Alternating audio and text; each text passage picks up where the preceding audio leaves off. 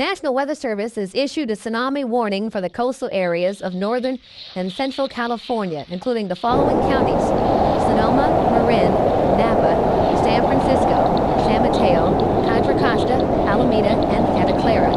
This is a result of an 8.9 earthquake near Honshu, Japan, that struck at 2:46 local time in the afternoon in Japan.